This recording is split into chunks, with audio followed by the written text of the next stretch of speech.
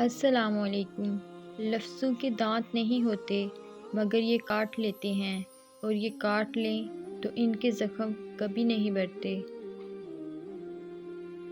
نہ ثبوت ہے نہ دلیل ہے، میرے ساتھ رب جلیل ہے۔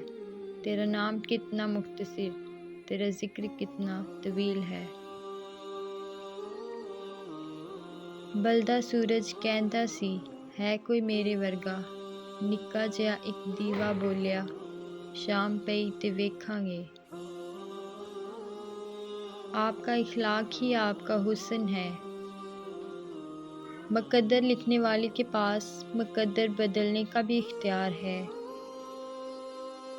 اے اللہ، رحمت نازل فرما محمد صلی اللہ علیہ وآلہ وسلم پر اور ان کی آل پر اور ان کے اصحاب پر اور ان سب پر سلامتی نازل فرما۔ جو رشتے اس دنیا سے چلے جاتے ہیں یا ہم سے الگ ہو جاتے ہیں تو ہم تمام عمر ان سے ملتے جلتے چہروں، لہجوں اور ناموں میں ان کی محبت کو تلاش کرتے ہیں، مگر وہ لمس اور حدت نہیں ملتی۔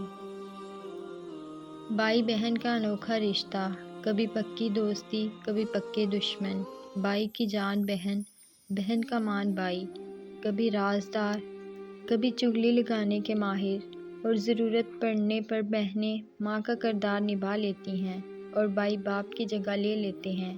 اللہ سب بہن بھائیوں میں محبت پیدا فرمائے، آمین۔ وہ بھلے لوگ تھے، اتوار کو اتوار کہتے تھے، میرے بزرگ محبت کو تہوار کہتے تھے۔ شیریں تھی اس قدر گفتار ان کی، تعظیمانہ بچوں کو بھی سرکار کہتے تھے۔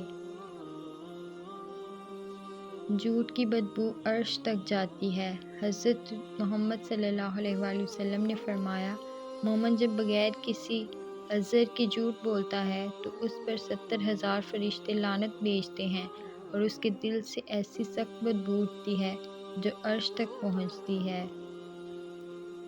جس دن یہ قوم روٹی کی بجائے چابی حاصل کرنے کی کوشش کرے گی، وہی دن حقیقی انقلاب کا پیش خیمہ ثابت ہوگا۔